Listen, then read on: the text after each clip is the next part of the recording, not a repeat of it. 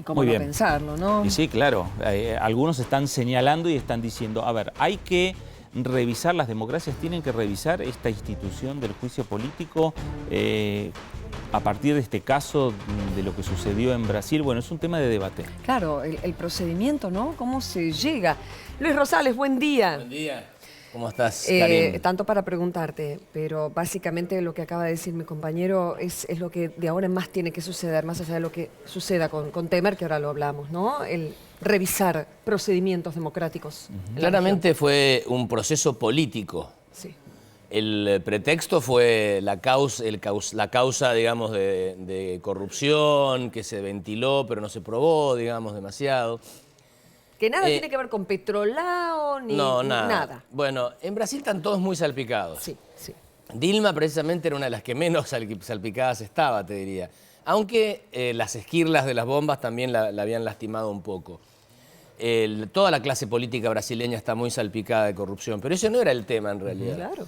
El tema en realidad tenés que interpretarlo casi como si fuera, viste, en Inglaterra o en España o en las democracias parlamentarias, cuando el Parlamento, en su conjunto, consigue la mayoría suficiente para votar o para realizar un voto de censura al primer ministro. Y el primer ministro tiene que renunciar y tiene que conseguir una nueva coalición de gobierno. Así funcionan las democracias parlamentarias. Esta es una democracia presidencialista, por eso hace tanto ruido.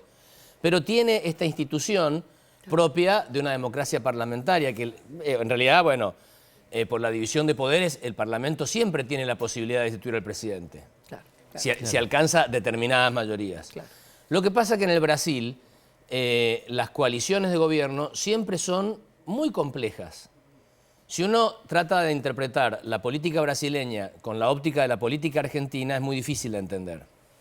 Brasilia fue construida como capital para tratar de crear un ámbito, una especie de estadio de fútbol donde se puedan dirimir estas peleas permanentes de la política brasileña, que incluyen los diferentes estados, los diferentes intereses. Brasil es muy complejo. Son casi 5 países en uno. 5 veces la Argentina en un solo país. Claro.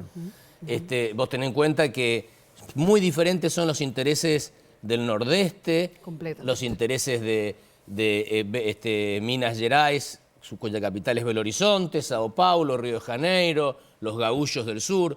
Ahora se le ha incorporado el Mato Grosso, que es muy importante desde el punto de vista de la producción de soja, carne, etc.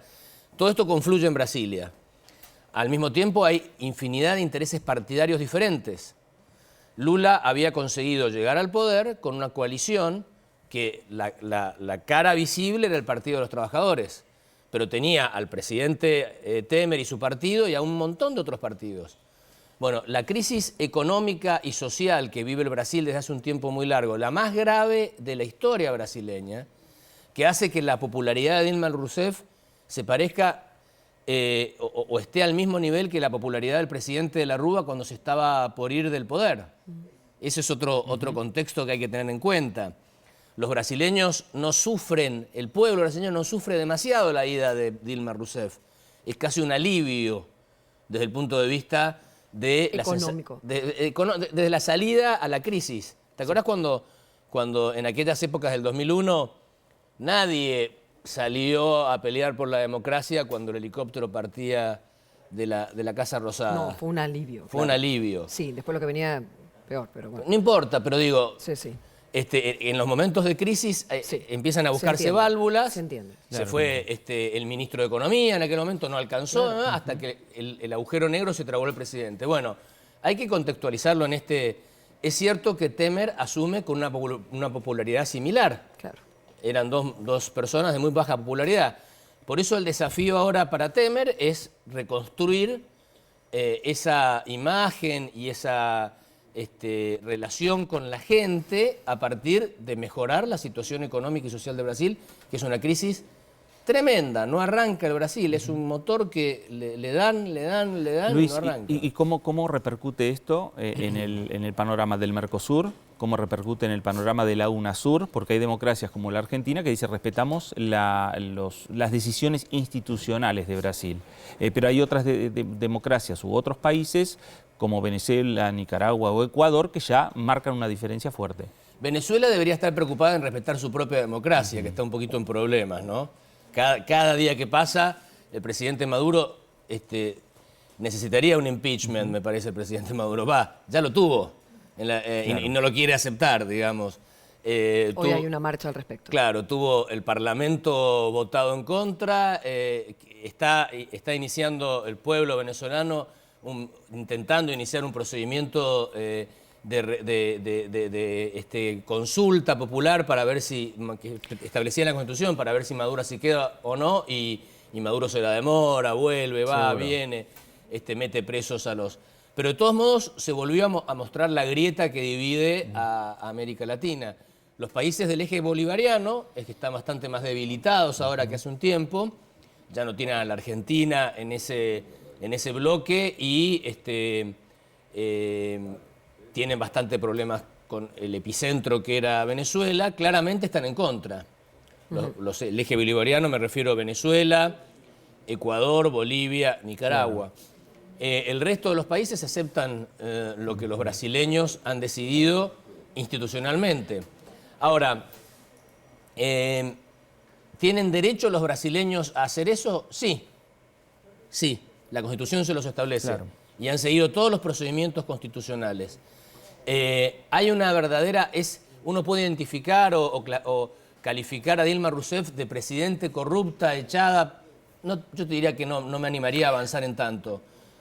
Fue destituida por causas políticas. En el Brasil eso es suficiente para destituir a un presidente. Ahora, ella tenía a su mano derecha a su mejor amiga como presidenta de Petrobras, o sea que tampoco podía estar completamente ajena a lo que pasaba con los casos de corrupción. ¿Qué va a pasar con ese tema en la nueva Brasil de Temer? ¿Van a seguir estos casos? La bolsa bajó cuando se comportaba al revés, cada vez que había alguna inclinación a sacar la Dilma, mejoraba, pero ahora no. La realidad es que la bolsa ha bajado ayer.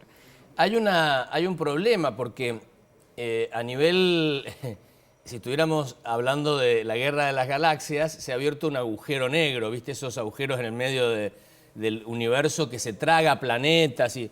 Bueno, ya se tragó el planeta Dilma. Se está por tragar la galaxia PT porque Lula anda por ahí dando vuelta también. El agujero negro es la crisis socioeconómica que también ha desnudado el esquema de corrupción del Brasil. Brasil tolera, cuando andaba con tasas chinas de crecimiento, toleraba el esquema de corrupción de la política brasileña, que no es patrimonio ni de Lula ni de Dilma, porque el drama es que ese agujero negro, si se sigue manteniendo abierto, puede tragarse a la galaxia Temer también, porque Temer está muy salpicado y su partido también. Es decir, ¿viste cuando éramos chicos y jugábamos a la batalla naval? Averiado, averiado, averiado, hasta hundido. Bueno, a Temer es averiado, averiado, averiado, y a Lula también. ¿Cómo se sale? Con política, es la única forma.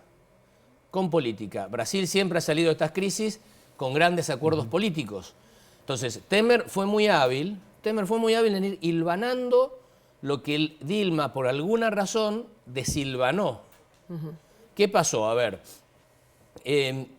Lula fue muy hábil, un bordador de la política brasileña. Ellos tenían una idea muy popular, que era revertir años de desintegración social en el Brasil, lo consiguieron.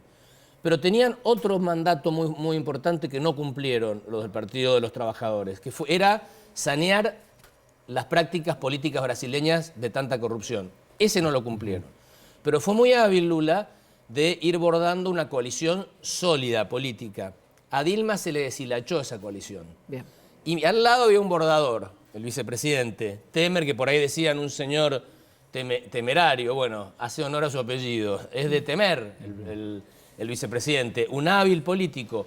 Temer, mientras a Dilma se le iba desilvanando la coalición, a Temer la iba hilvanando. Y entonces empezó a prometer ministerios, empezó a llamar a los diferentes partidos. Era impresionante eso, hace 3, 4 meses, mientras Dilma hacía sus cosas, el vicepresidente en su oficina reunía a toda la política brasileña. Bueno, rearmó la coalición que a Dilma se le desarmó.